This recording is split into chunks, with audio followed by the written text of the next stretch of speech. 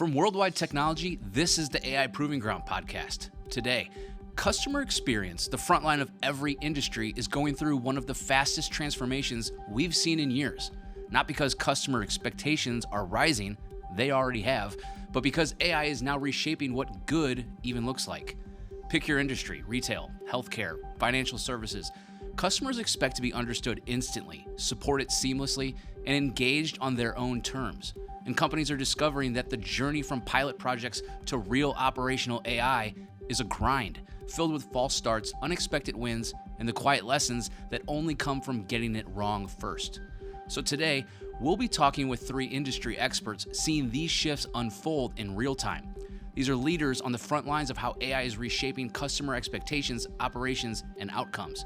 We'll be talking with Dr. Eric Quiñones, who brings a rare blend of clinical insight and technical vision, helping healthcare organizations use AI to reduce friction, improve outcomes, and transform the patient experience.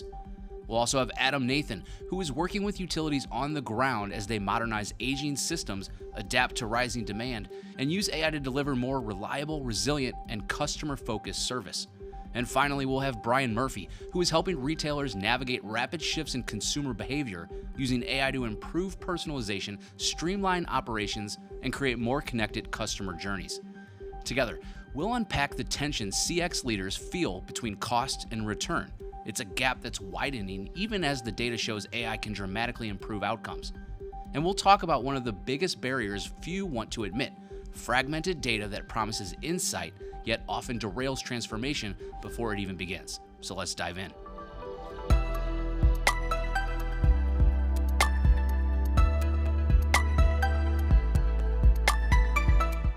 Well, I want to start by just taking a look at each of the industries that the three of you represent. Maybe we'll start with you, Dr. Quiñones. And by all means, the rest of you follow on and pile on. What are you seeing from fundamental shifts on how customers are expecting to be engaged with? And, how is AI playing a crucial role in that transition? Great question, Ryan. Well, first, what I want to do is kind of pause and just kind of like describe, in healthcare, how we see the word customer, right? So what does that mean? So for us, or for me, customer means, the obvious is the patient, but the not so obvious is the clinician. So they're also the customer. They're the ones taking care of the patient. So that's really important to denote. Both have I would say they have expectations of high personalization and also frictionless experiences now. And, for example, patients, they want to feel, that they're activated, that they're engaged and, and control how and when and where they're going to receive their care, with convenience of access, that they see in other industries, right? So the experiences they're seeing there, they want it to be personalized for them. So that's something that patients really want. They want these tailored engagements, personalized reminders, not generic things that are generic. They want, custom care plans, and, real-time connectivity to their care teams is very important as well. They want to feel like,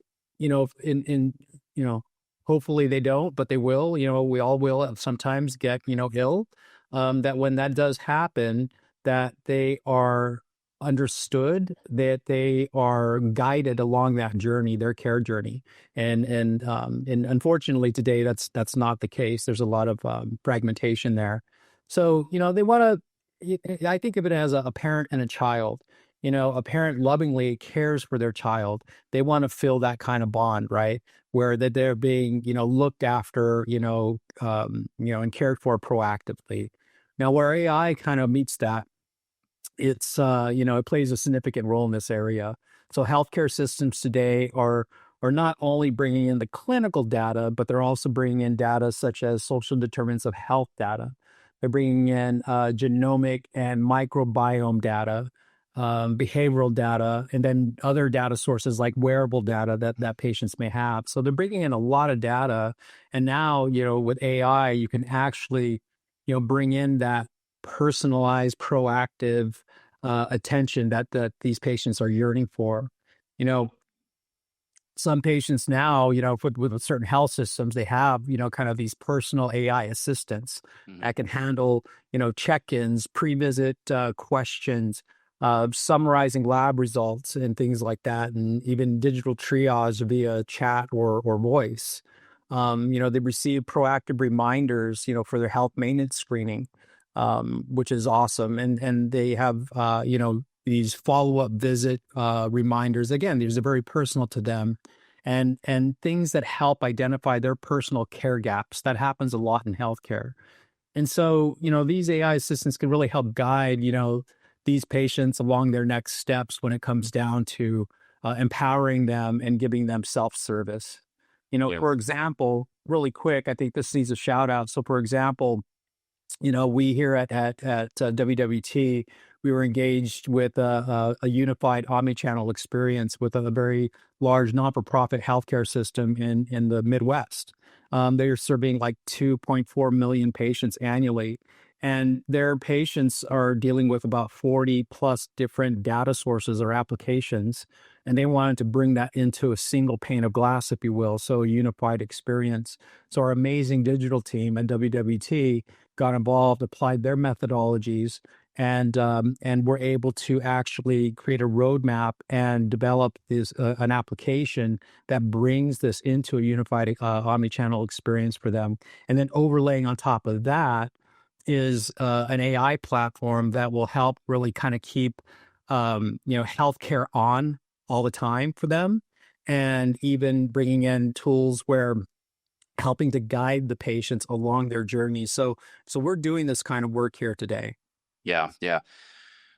Adam, build on that a little bit. I don't want to make assumptions. A valuable lesson I learned on a prior episode, thanks to Mr. Mike Trajecki. Go and give that one a listen. But Adam, build on that. Are we seeing a relatively same story in utilities, or is it something different in terms of customer experience and how AI is enabling it? I mean, I think there's some similarity in that. I think no one thought about these two industries historically as the pinnacle of the customer experience, right? It's you don't think of your utility, and actually for a long time, for 100 years, the utility has wanted you to not think about the utility. They didn't want you to have a customer experience other than your power shows up. And I think when power is not there, that's something everyone, rues and doesn't want to happen. And then they hate making that call to the utility, or they feel like the digital experience has been bad. And so this is something that the customers, or that the utilities are investing more and more in. There are drivers to incentivize that. Leaders are judged on, and there are bonuses paid based on JD Power scores. And so looking at things like observability and customer sentiment is increasingly important, and so they're investing in systems that can do that, as well as there's some quick wins related to things like real-time translation. You think about a utility serves everybody, and so they get calls from people that speak myriad languages, and so they need to be able to provide that high quality service to everybody. And you can't go hire 24/7 coverage for every language out there. And then that opening line when you call in would have, you'd have to have, 50 buttons to press with different languages. This now allows you to staff more efficiently while serving the customer much better. And it's a quick win, and it's an AI use case, right? So that's sort of a win all the way around. And that's table stakes for a lot of these systems today. Yeah. Brian, wrap us up here on this question. I think, retail is, something that a lot of us are very intimately familiar with, just as, part of our everyday lives. What are you seeing in terms of the experience there on the customer side, and how is AI pushing it forward to make it better? Yeah, I would just plus one the comments already mentioned around personalization, a frictionless experience. I think where retailers are spending most of their time is trying to understand and gain access or ownership to the data that will drive the ability to leverage AI for a better customer experience. Data is very fragmented in the retail space, especially in what we might refer to as the mid-market retailers. Big box retailers have a pretty good sense of their data. The Walmarts of the world, as an example, just launched a chat GBT tool to help in your online buying effort. But 80%, 90% of other retailers don't have the technical wherewithal, or they haven't thought about how data will drive a personalized experience with enough depth to drive their strategy around their IT efforts. Therefore, they're buying products off the shelf as point solutions. Those products typically want to own the data because they know how valuable it is, and it makes it very difficult for the retailers to leverage that data in a way to drive that personalized, frictionless experience. I'd also add that part of that customer experience is the ability to buy, which speaks to you got to have product to sell, which speaks to supply chain and warehouse management. And we're doing a lot of work here at WWT in the retail space, leveraging AI to drive efficiency in the supply chain, in demand management, demand prediction. And then lastly, I just share personalization not only drives a better experience for the customer, but it drives things like increased revenue because you can provide personalized offers to the customer that actually will be relevant to that customer. Therefore, they will buy. And that's critical. And we're doing a lot of work in that space as well. Yeah, Adam, you had mentioned a couple use cases, at least within the utilities sector. So many of the organizations that we interact with, or organizations just from around the world, are struggling to push, some of those use cases that are pilots out into production. What can we say? How do we advise some of our customers on how to get out of that kind of trap and start to move more towards the flywheel effect, where the second and third, fourth, fifth, sixth use cases are a little bit easier to deliver than the first one? I think it's in line with a lot of what Brian and Dr. Quinones mentioned, which is you're not going to connect every one of your operational systems into your AI platform on day one, right? You just can't have a comprehensive chatbot that engages with your customers at a time of need right out of the gate, because and in the utility space, and I know in the healthcare space as well, there's a lot of regulatory hurdles to jump through in order to be able to connect these systems in and make sure the right permissions are there and you're only allowed to share certain data. So it's and some of these are, for the utilities, are 50-year-old software systems sitting on mainframes. So integrating with them is not exactly easy. So I think it's about finding those quicker wins. So, it's instead of having to think about your outage management system in the utility space, where you're integrating that maybe on day one, that's going to be really hard. There are regulatory hurdles around that. Instead, you could focus on the billing system, which doesn't have as many hurdles in terms of like grid data that where your security team might not be as concerned about that. And so now you can answer billing questions much more easily, and maybe even get a chatbot. So instead of waiting on hold for 10 minutes before you talk to someone, 15 minutes, 30 minutes, you're able to answer those questions in a humanistic way, right? Maybe even on a call where it sounds and feels like you're talking to a human, but you're getting the answer that you need, having that dialogue. Those are some of the quicker wins. And then as you integrate other systems, you're able to enhance that experience over time. And that's really where the flywheel effect comes in. Yeah, no, absolutely. Dr. Quinones, I'm wondering, Adam mentions a couple use cases, whether it's, billing or chatbots, things that, you could see applying within the healthcare sphere.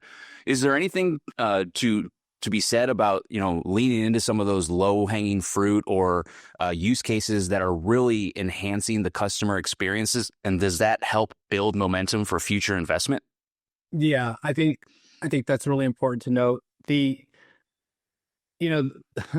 Healthcare systems don't have a lot of money to spend, right? So they have to be very strategic in how they're spending that money. So they're looking for things that really do impact, the ROI. There has to be that. And then they're looking at things that, okay, is this going to require a lot of regulation if we're going to deploy this? That can be a headache. And they're also looking at, do we even have the data? Do we have a sense of where the data is at? So, taking those three things into consideration, they are in regards to, the client or the customer experience, in this case, maybe the patient, they're definitely trying to find those high, sticky, low lift solutions to help engage them. One of the things that is happening today in healthcare is that you have the ability to pick up and leave and go to another healthcare system. So keeping their members, keeping their patients is really critical. So they're they're bringing in tools to help engage their patients, like I mentioned before, where they're really making them feel part of a team or a part. Yeah, because they have to be part of the team. I'll say that. A lot of times I think patients think that it magically happens, but they have to be engaged in their healthcare too. So, so they're bringing in these kinds of tools that are really going to help, make that bond. And those are, that are not necessarily very, I would say, heavy lift tools. These are tools that can actually bring value right away. So again, some of the things I mentioned initially, that you think that they're simple, but and you think that they're already there, but they're not. So, just having things to help, promote that patient's health through nudging and letting them know that, hey, you're doing good, but you can be doing better if you make some, changes, and explaining it to them in a way that they understand. So again, in their native language and in at the level that they can understand is really important. Yeah. Yeah. Hey, Brian, Joe, right before we started recording this episode, showed that iceberg slide that talked about how customer experiences demand that full stack approach, with the top being experiences on down through the AI and data layer, and then, into the more hardcore infrastructure. From what you've seen interacting with retailers around the world, or any organization for that matter, is there a particular area that organizations are struggling with or make missteps in, like they're focusing too much on something or not enough in another area? I would say the number one thing we probably talk about is there's a great amount of demand or interest in leveraging AI in retail, as there is in many industries. And it's interesting when you start talking to a customer about it, they want to learn, they want to know how to leverage AI. Is this real? Is it really to deliver value? And then we'll talk about use cases, and we'll come up with some good use cases they could leverage. And they go, great, let's go after that. And then we say, okay, well, let's look at your data. And the foundation of any AI solution is going to be the data. And unfortunately, in retail, years and years of poor data management, data governance leads to making the ability to leverage AI very difficult for many of them. It's very siloed. The data can be very siloed. It's not well architected. It's not easily accessible. Or as I mentioned earlier, it's in essence owned by a third-party product that they use, and so they can't gain access to it.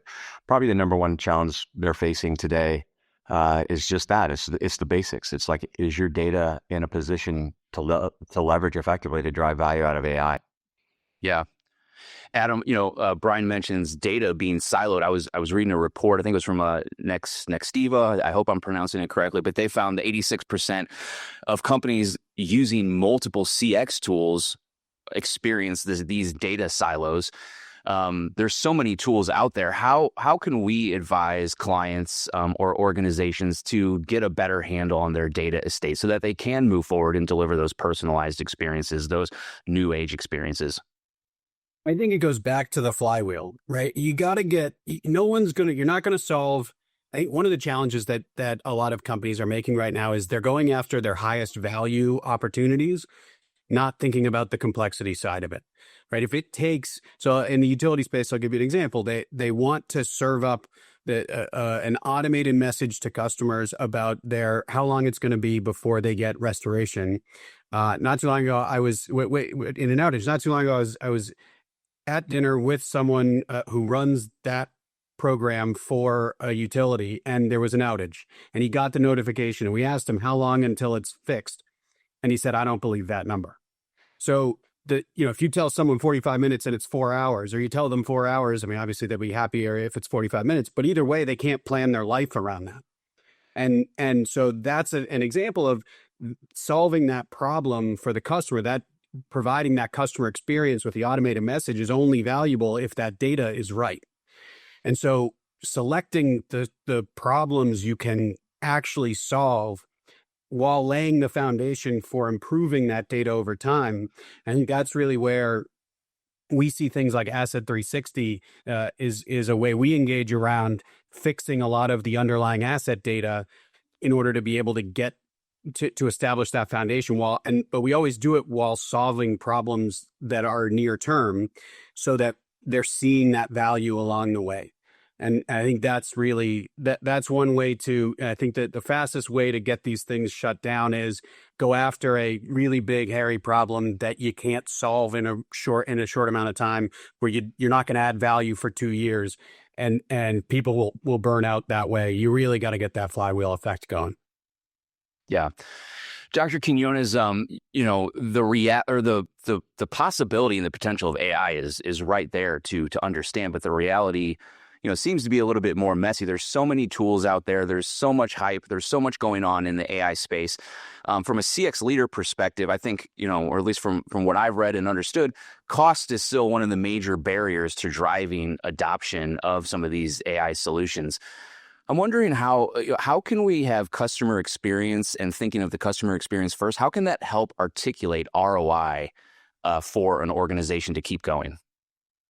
Yeah, I think, again, like I mentioned, that the budgets are tight, so they have to be very strategic in how they look at that, how they're investing, those dollars they have. So, but they have to do it. I mean, it has to be done, because if they're not going to, put it this way, everyone else is going to do it, and they have to do it in a way that they can stay competitive, because they're all trying to, either maintain the number of patients they have, or if they're going through acquisitions, right, and they're acquiring new systems, and they're bringing in those new patients. Again, a lot of times there's this disconnect, right? So the patients may be on, let's say, one EHR, and there's another electronic health record they're on, because just again the nature of the deal, and they have to bring them into for branding purposes and for purposes to really offer the same services that the acquiring organization's offering. So they have to be very strategic there in the way they spend their money. And I think that their practices that we see today is that when they don't do these things, when they're missing that boat, patients feel neglected. Patients feel like they can do better. I personally had an experience where I was with one healthcare organization. Their digital engagement was very poor. It literally, they were giving misinformation, and I know enough, to be dangerous. So I'm like, no, this is not the experience that I want. So I left. I literally left and went to another healthcare organization, which I knew that they had a very mature, digital presence, and my experience is completely different. So again, they made the investment strategically to do that, or to make sure that they're sticky with their patients, and they continue to make those investments. So I don't see them losing patients. So that's I think a good example where you need to make these investments to make sure that you maintain your patients and you don't lose them. Digital is the front door for almost every business now, and it's gotta be a differentiated experience if you're going to compete. Today, tomorrow, for sure, right? You've got to have a differentiated experience. It's so true in healthcare. It's true in retail, even more so. There are so many competitors in almost every industry that you're dealing with.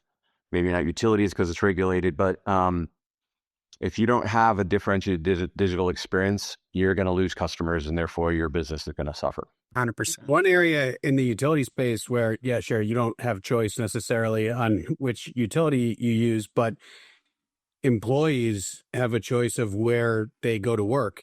And they are having trouble finding people that want to show up and take a job at the utility. And some of it is they're seeing 30, 50, sometimes some reports are saying 70% of their skilled workforce is at or near retirement age. And that is a cliff that they are about to fall off of and are already experiencing. I mean, you walk around the halls on a Friday and there are, retirement parties going on all over the place. And so you can't just replace all of those people and the tribal knowledge. And you think about How many utilities are running 37-year-old networks that are critical to running the grid? And so that's why. So an example of the employee experience, which is in so many ways, like Dr. Quinones said, the clinician experience, the customer experience for IT is so often that employee experience.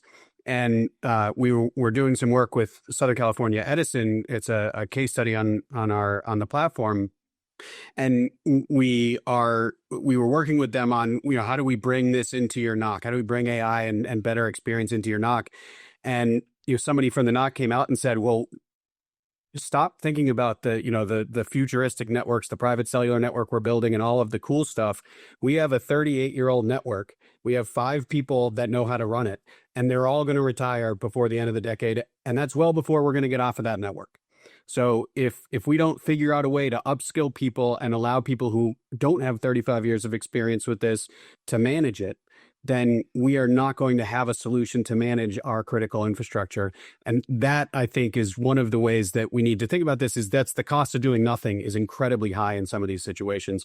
Whereas, you can't necessarily show an ROI of, better revenue or lower cost.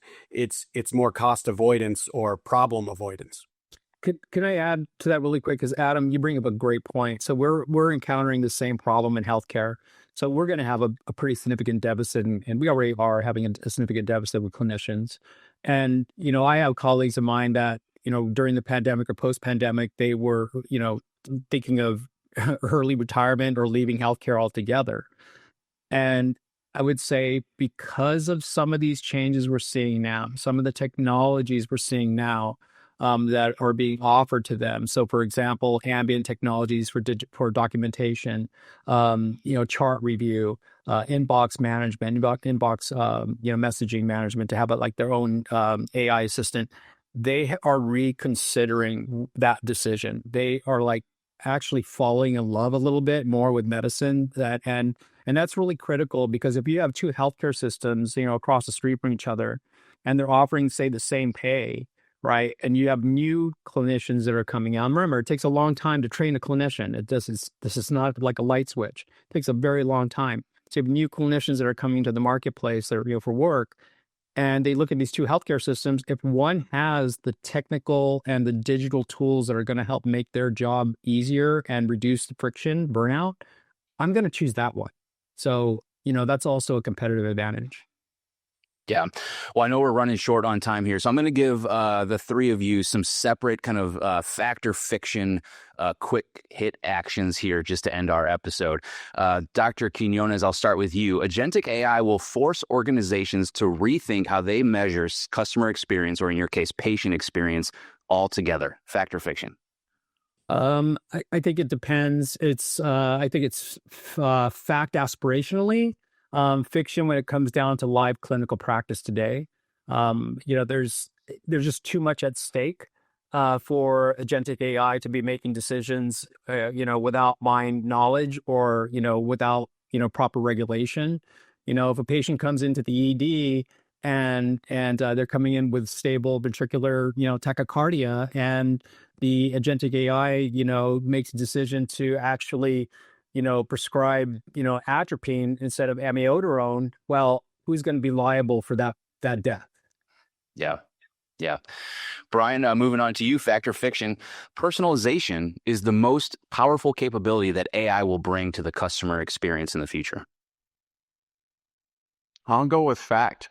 I think it's where most, in the retail space at least, that's where most retailers are focused and thinking about. It's not the only thing, obviously, as I mentioned earlier. There's other factors of the business management that are important, but again, if you're going to create a differentiated experience, and you want to leverage AI to help you do that, it will drive a personalization that, again, creates a customer experience that's unique and hyper personalized and frictionless, and therefore drives,